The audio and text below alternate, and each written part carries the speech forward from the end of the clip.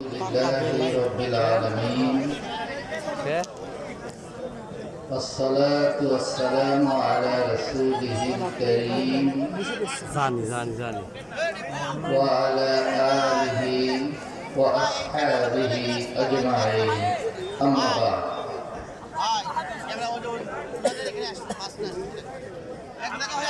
আজকে এই অনুষ্ঠানের সম্মানিত সভাপতি, উপস্থিত আছেন ইসলামী আন্দোলন বাংলাদেশ জামাত ইসলামী ঝিনাইদহ জেলা শাখার সংগ্রামী আমির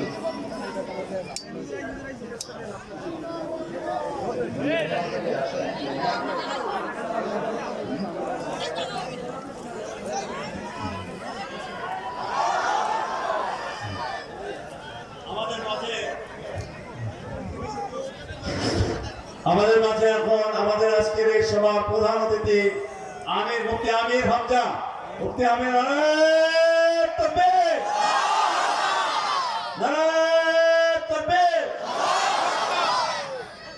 জেলাবাসীর পক্ষ থেকে লাল গোলাপ শুভেচ্ছা।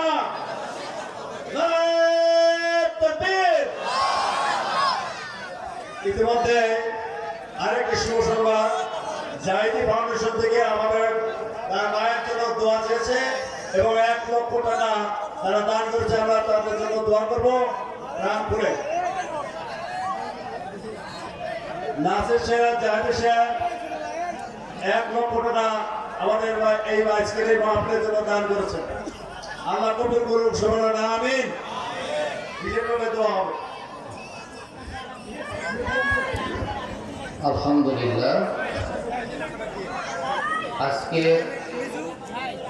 এই মাহফিলে সম্মানিত প্রধান অতিথি, বরেণ্য ইসলামী চিন্তাবিদ হাজরাতুল আল্লাহ মুফতি আমির হামজা দামাত বারাকাতুহুল আলিয়া, উপস্থিত আছেন ইসলামী আন্দোলন বাংলাদেশ জামাত ইসলামীর সংগ্রামী জেলা আমির সহ সম্মানিত নেতৃবৃন্দ, বিশেষ অতিথিবৃন্দ, বিশেষ করে এই রিয়াদুল জান্নাত মাদ্রাসা প্রতিষ্ঠাকাল থেকে আজ পর্যন্ত এই মাদ্রাসায় জমি দান থেকে শুরু করে সকল প্রকার সাহায্য সহযোগিতা, তাদের স্বতঃস্ফূর্ত সহযোগিতা রব্বুল ইজ্জাত আল জালাল কবুল করেছেন। আমরা এই পর্যন্ত মাদ্রাসাকে এগিয়ে নিতে পেরেছি। যে আল্লাহ সুবহানাহু ওয়া তাআলা আমাদেরকে এই তৌফিক দান করেছেন, আমরা সেই আল্লাহর দরবারে শুকরগুজার হচ্ছি। আলহামদুলিল্লাহ। সম্মানিত প্রধান অতিথিকে বসিয়ে রেখে বক্তব্য দেয়া মানানসই না। আমি কয়েকটি কথা আপনাদের উদ্দেশ্যে বলতে চাই।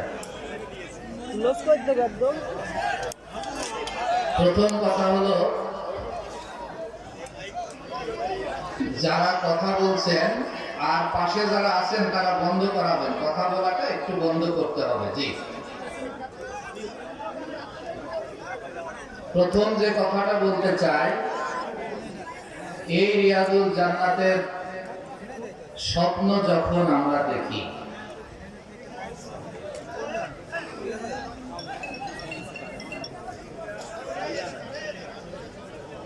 মক্কাতুল মুকাররমা কাবা শরীফের পাশে একটা মাদ্রাসা আছে। সেই মাদ্রাসার নাম হলো দারুল হাদিস আল খায়রিয়া। আল্লাহর একান্ত মেহেরবানি, সেখানে গিয়েছিলাম। সেই মাদ্রাসার শিক্ষক এবং ছাত্রদের কিছু আচরণ, কিছু মুআমালা আমি দীর্ঘ সময় ধরে দেখেছিলাম।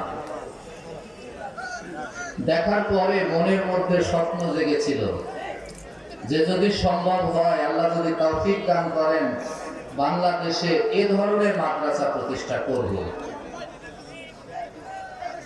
সেই স্বপ্নের প্রতিফলন হলো এই রিয়াদুল জান্নাত মাদ্রাসা।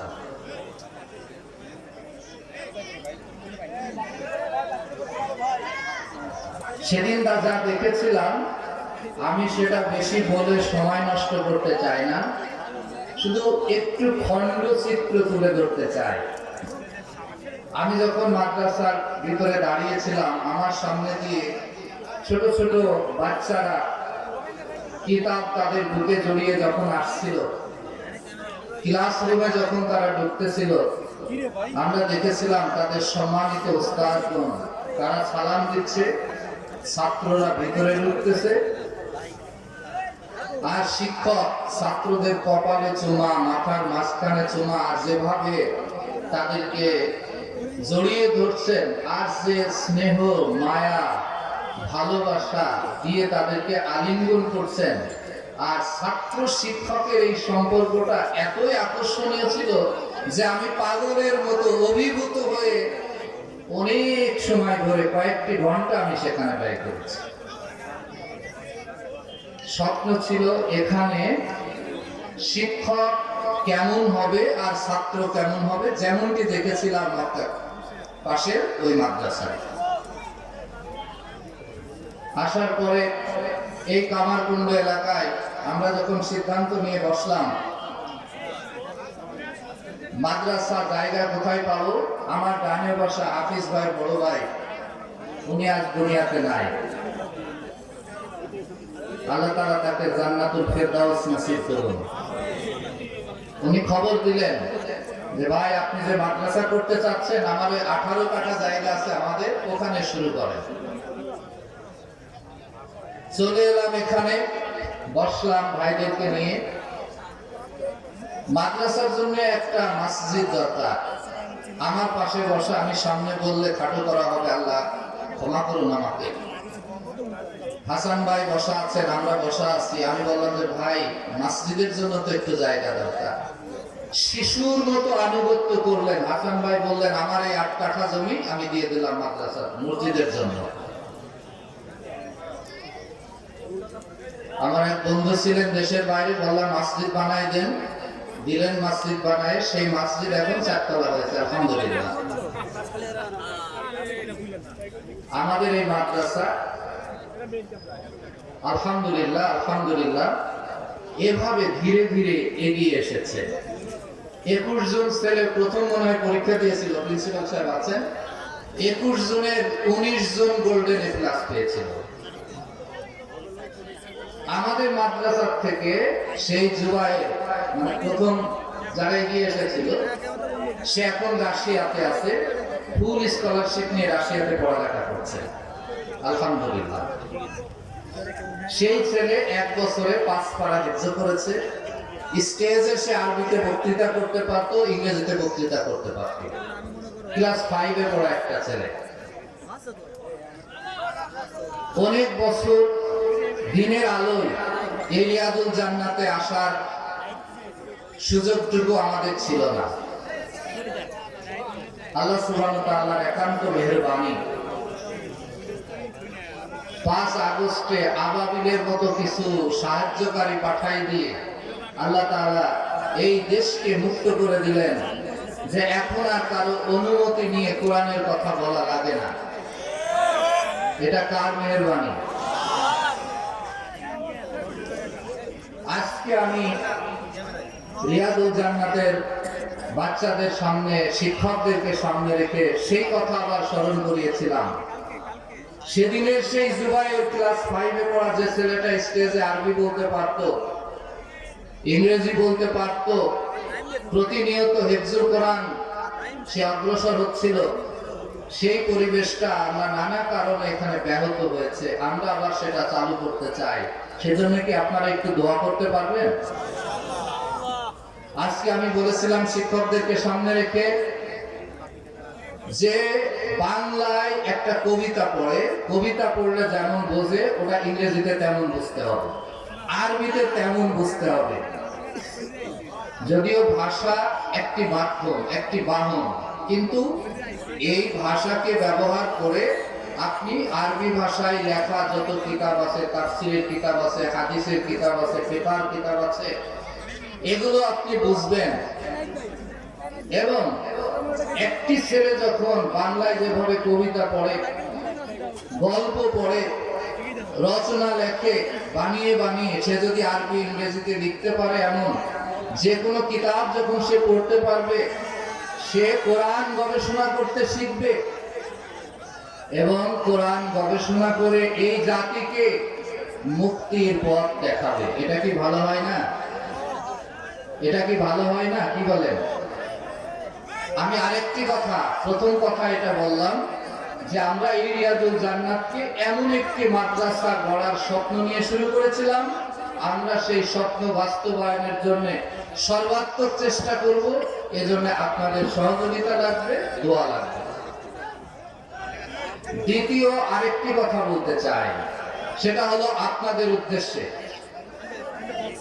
আমি মাননীয় প্রধান অতিথি আছেন, সারা বাংলাদেশে যার বিচরণ, আমি তার মাধ্যমে আমার এই আহ্বানটা সারা দেশে আমি পৌঁছে দিতে চাই। সেটা হলো 50 বছর ধরে একজন মানুষ নামাজ পড়েন। আমি আপনাদেরকে নিরুৎসাহিত করব না, জাস্ট একটা পর্যালোচনা, ছোট্ট একটা পর্যালোচনা। 50 বছর নামাজ পড়ছেন, 40 বছর নামাজ পড়ছেন, 30 বছর নামাজ পড়ছেন। যদি জিজ্ঞাসা করি ভাই আত্তাহিয়াতু লিল্লাহি ওয়াস সালাওয়াতু ওয়াত তাইয়্যিবাত মানে কি? বলছে ভাই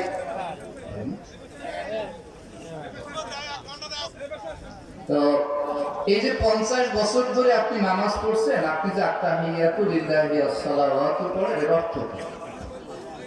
বলছে ভাই আমি তো জানি না।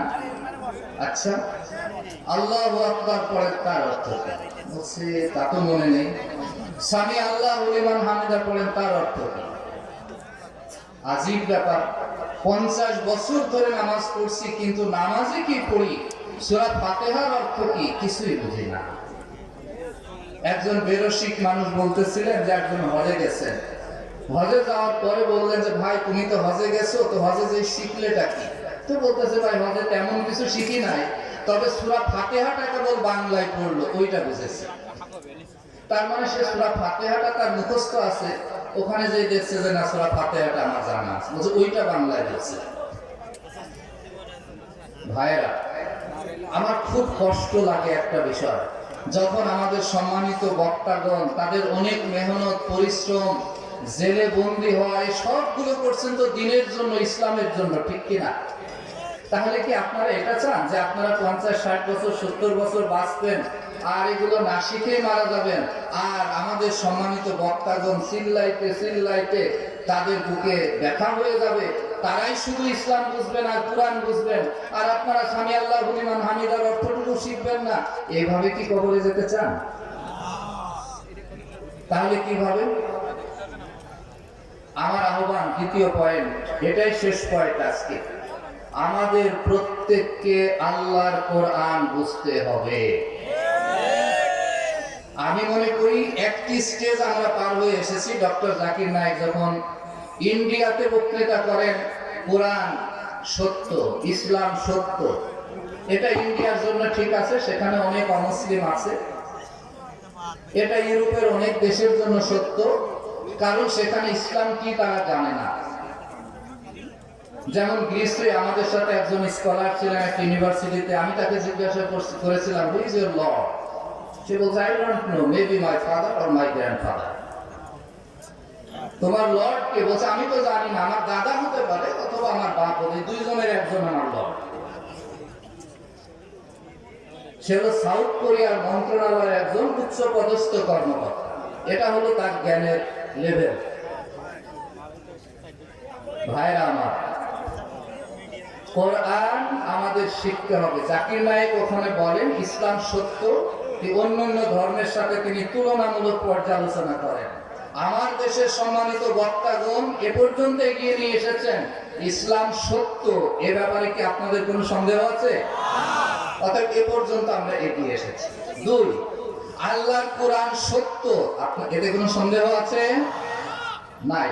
আপাতত এই দুটো পয়েন্টে বলা। তো ইসলাম সত্য, কোরআন সত্য, জান্নাত সত্য, জাহান্নাম সত্য, এতগুলো সত্য আছে, এগুলো তো আর গলা ফাটায় বলার কোনো দরকার নেই। আছে, এখন একটি কাজ করতে হবে, আপনাদের নিজেদেরকে কোরআন শিখতে হবে। রাজি আছেন? যদি রাজি থাকেন আমি একটা সহজ ওয়ে বলে দেবো, সহজ উপায় বলে দেবো। রাজি আছেন কিনা আগে বলেন, একটু হাত উঠান তো যারা কোরআন শিখতে চান। দেখেন সবাই কিন্তু কোরআন শিখতে চান, আলহামদুলিল্লাহ। বিগত ৫-৭টি বছর ধরে এই বিষয়টা নিয়ে আমরা গবেষণা করেছি, আলহামদুলিল্লাহ। কোরআন শিখতে হলে এটা খুব কঠিন কিতাব, এটা জানা যাবে না, বোঝা যাবে না, অর্থ শেখা যাবে না, একজন রিকশাওয়ালা শিখতে পারবে না, গ্রামের মানুষ শিখতে পারবে না। আল্লাহ কি এরকম কোরআন আমাদের জন্য নাজিল করেছেন? তাহলে 50 বছর শিখতে পারলেন না কেন? এটা শুধু আপনাদের ত্রুটি নয়, যে মসজিদে নিয়মিত জুমার নামাজ হয়, যদি ওই মসজিদে এক জুমাতে যদি মাত্র একটি শব্দ শেখানো হয়, দুটো করে শব্দ শেখানো হয়, 1-2 বছরের ভিতরে ওই মসজিদের সমস্ত মুসল্লিরা কোরআন কারিমের প্রতিটি পাতায় পাতায় অ্যাটলিস্ট আল্লাহর কথার সারমর্ম বোঝার মতো যোগ্যতা তারা অর্জন করতে পারে। লিড ইন্টারন্যাশনাল ইউনিভার্সিটি একটা গবেষণা করেছে, কোরআনের মোস্ট ফ্রিকোয়েন্ট ওয়ার্ডস তারা আলাদা করেছেন। আপনি যদি মাত্র 3 শব্দ পড়ে, মাত্র 300 শব্দ, কোরআনের প্রত্যেকটি পাতায় পাতায় আল্লাহর কথার সারমর্মটা আপনি বুঝতে পারবেন। স্বয়ং আল্লাহ বলছেন আমি কোরআনকে সবচেয়ে সহজ করে দিয়েছি, অতএব আপনি আমি কেন এটাকে কঠিন করবো? এর জন্য আমি উলামায়ে দ্বীনের কাছে অনুরোধ করব, আর এটা শিখতে হবে 1 to 1। প্রত্যেকটি পাড়ায় পাড়ায়, মহল্লায় মহল্লায় এই ছোট ছোট রিয়াদুল জান্নাত মাদ্রাসা গড়ে তোলেন, মক্তব গড়ে তোলেন। আপনারা পয়সা দিয়ে, জমি দিয়ে সহযোগিতা করেন। উলামায়ে দ্বীন আপনাদের কাছে যখন অ্যাপ্রোচ করবেন যে আপনাদেরকে আমরা দ্বীন শেখাতে চাই, প্রতিটি মসজিদের ইমাম সাহেবের কাছে অনুরোধ করেন আমাদের কোরআন শেখান, কোরআনের ভাষা শেখান, আমরা কোরআন বুঝতে চাই।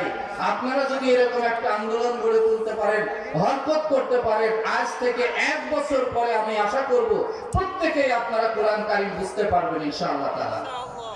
আমার বিগত 3 বছরের অভিজ্ঞতা, ডাক্তার, ইঞ্জিনিয়ার একটা বড় অংশ কোরআন থেকে তারা তরজমা করেন, কোনো ডিকশনারি তাদের লাগে না।